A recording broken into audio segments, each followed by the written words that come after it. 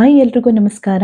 ಇವತ್ತಿನ recipe berries jam. Berries ಗಳಿಂದ ನಾನು ಜಾಮ್ ರೆಸಿಪಿನ ಮಾಡ್ತಾ ಇದ್ದೀನಿ. ನೋಡ್ತಾ ಇದ್ದೀರಾ ಕಲರ್ ಎಷ್ಟು ಚೆನ್ನಾಗಿದೆ. ಒಂದ್ ಸ್ವಲ್ಪನೂ ಕಲರ್ ಆಗ್ದೆ, ಹಾಗೆ ಯಾವುದೇ ರೀತಿ ಪ್ರಿಸರ್ವೇಟಿವ್ ಇಲ್ಲದೆ, ಶುಗರ್ ಇಲ್ಲದೆ, ಬೆಲ್ಲನೂ ಇಲ್ಲದೆ, ಕೇವಲ ಹಣ್ಣುಗಳಿಂದಾನೇ ಮಾಡ್ತಾ ಇದ್ದೀನಿ. ಇದನ್ನ ಮಾಡೋದು ತುಂಬಾನೇ ಸುಲಭ. ಬನ್ನಿ ಇದನ್ನ ಮಾಡೋದು ಹೇಗೆ ಅಂತ ನೋಡೋಣ. ಮೊದಲಿಗೆ ಒಂದು ಪಾತ್ರೆಗೆ ನಾನು ಬ್ಲೂಬೆರಿ ಹಾಕೊಳ್ತಾ ಇದ್ದೀನಿ, ಹಾಗೆ ಬ್ಲಾಕ್ ಬೆರಿ, ಹಾಗೆ ರಾಸ್ಬೆರಿ, ಹಾಗೆ ಸ್ಟ್ರಾಬೆರಿ ಇದೆಲ್ಲಾನು ಒಂದೊಂದು ಬೌಲ್ ಆಗುವಷ್ಟು ನೀಟಾಗಿ ಬಿಸಿನೀರಲ್ಲಿ ತೊಳೆದು, ಉಪ್ಪು ನೀರಲ್ಲಿ ತೊಳೆದು ಆಮೇಲೆ ಇದನ್ನೆಲ್ಲ ಆಡ್ ಮಾಡ್ಕೊಂಡಿದ್ದೀನಿ. ಹಾಗೆ ಇದಕ್ಕೆ ಸ್ವೀಟ್ನೆಸ್ಗೋಸ್ಕರ ನಾನು ಡೇಟ್ಸ್ ನ ಯೂಸ್ ಮಾಡ್ತಿದ್ದೀನಿ. 8ರಿಂದ 10 ಡೇಟ್ಸ್ ನ ಯೂಸ್ ಮಾಡ್ಕೊಳ್ಳಿ. ಹಾಗೆ ಸ್ವಲ್ಪ ಒಣ ದ್ರಾಕ್ಷಿನ ಯೂಸ್ ಮಾಡ್ಕೊಳ್ಳಿ. ಇಷ್ಟೇ ಸ್ವೀಟ್ ಸಾಕು. ಹಣ್ಣಿನಲ್ಲಿರುವ ಸ್ವೀಟ್ನೆಸ್ ಇಷ್ಟು ಆದ್ರೆ ಸಾಕು.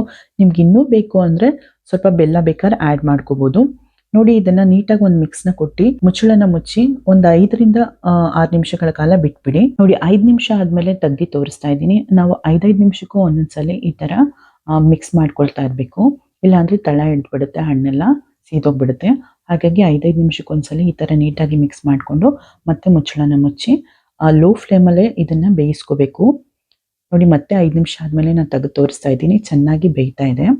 ನಾನು ಒಟ್ಟು 15ರಿಂದ 20 ನಿಮಿಷಗಳ ಕಾಲ ಸಣ್ಣ ಉರಿಲೇ ಬೇಯಿಸ್ಕೊಂಡಿದ್ದೀನಿ. ಲೋ ಫ್ಲೇಮಲ್ಲಿ ಇಟ್ಕೊಂಡೆ ಬೇಯಿಸ್ಕೊಳ್ಳಿ. ನೋಡಿ, ಚೆನ್ನಾಗಿ ಬೆಂದಿದೆ.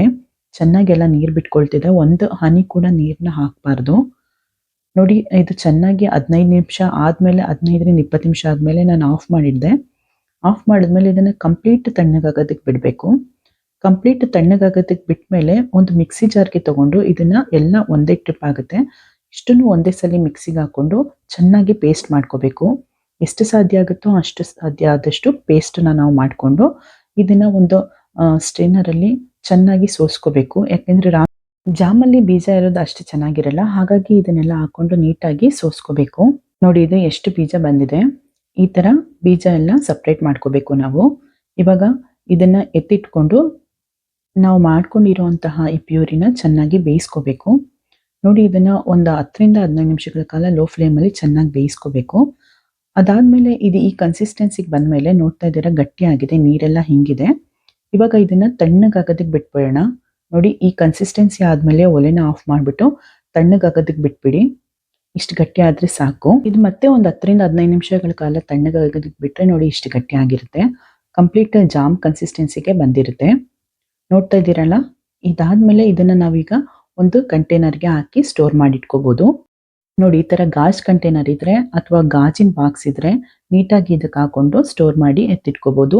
ನಾವು ಇದನ್ನ ಮನೇಲಿ ಮಾಡ್ಕೊಳ್ಳೋದ್ರಿಂದ ನಾವು ಏನು ಐಟಮ್ನ ಯೂಸ್ ಮಾಡಿದ್ದೀವಿ ಅಂತ ನಮಗೆ ಗೊತ್ತಿರುತ್ತೆ. ಏನು ಕೆಮಿಕಲ್ ಇಲ್ಲದೆ, ಪ್ರಿಸರ್ವೇಟಿವ್ ಇಲ್ಲದೆ, ಜಾಸ್ತಿ ನಾವು ಶುಗರೇ ಆ್ಯಡ್ ಮಾಡಿಲ್ಲ, 0 ಶುಗರು. ಹಾಗೆ ತುಂಬ ಹೆಲ್ದಿಯಾಗಿ ಮನೇಲಿ ಮಕ್ಳಿಗೆ ಮಾಡ್ಕೊಳ್ಬೋದು. ಇದು ಬ್ರೆಡ್ಗಾಗಲಿ, ಚಪಾತಿಗಾಗಲಿ, ಮಕ್ಕಳಿಗೆ ಹಾಗೆ ದೋಸೆಗಾಗಲಿ ಈ ಥರ ಹಾಕೊಟ್ರೆ ತುಂಬ ಚೆನ್ನಾಗಿ ಅವರು ಊಟ ಮಾಡ್ಕೊಳ್ತಾರೆ. ಮಕ್ಕಳು ಊಟ ಮಾಡ್ತಿಲ್ಲ ಅನ್ನೋ ಸಮಸ್ಯೆನೇ ಇರಲ್ಲ. ಹಾಗೆ ನಾವು ಹೆಲ್ದಿ ಫುಡ್ ಕೊಡ್ತಾ ಇದ್ದೀವಿ ಅನ್ನೋದು ನಮಗೆ ಸಮಾಧಾನ ಇರುತ್ತೆ. ಸೊ ಬ್ರೆಡ್ಗೆ ನೋಡಿ ಹಾಕಿದ್ದೀನಿ. ಒಂದು ಸ್ವಲ್ಪನೂ ಕಲರ್ ಇಲ್ಲ, ಆದರೂ ಕೂಡ ಎಷ್ಟು ಕಲರ್ಫುಲ್ ಆಗಿ ಚೆನ್ನಾಗಿ ಕಾಣಿಸ್ತಾ ಇದೆ. ಸೊ ಮತ್ತೆ ತಡ ನೀವು ಕೂಡ ಒಂದ್ಸಲಿ ಟ್ರೈ ಮಾಡಿ ಟೇಸ್ಟ್ ಹೇಗಿತ್ತು ಅಂತ ಕಮೆಂಟಲ್ಲಿ ನನಗೆ ತಿಳಿಸೋದನ್ನ ಮರಿಬೇಡಿ. ಓಕೆ, ನಾನು ಮುಂದಿನ ವಿಡಿಯೋದಲ್ಲಿ ನಿಮಗೆ ಮತ್ತೆ ಸಿಗ್ತೀನಿ. ಇಷ್ಟೊತ್ತು ವಿಡಿಯೋ ನೋಡಿದ್ದಕ್ಕೆ ಎಲ್ರಿಗೂ ತುಂಬಾನೇ ಧನ್ಯವಾದಗಳು. ವಿಡಿಯೋ ಇಷ್ಟ ಆಗಿದ್ರೆ ಲೈಕ್ ಮಾಡಿ, ಶೇರ್ ಮಾಡಿ, ಹಾಗೆ ಕಮೆಂಟ್ ಮಾಡಿ.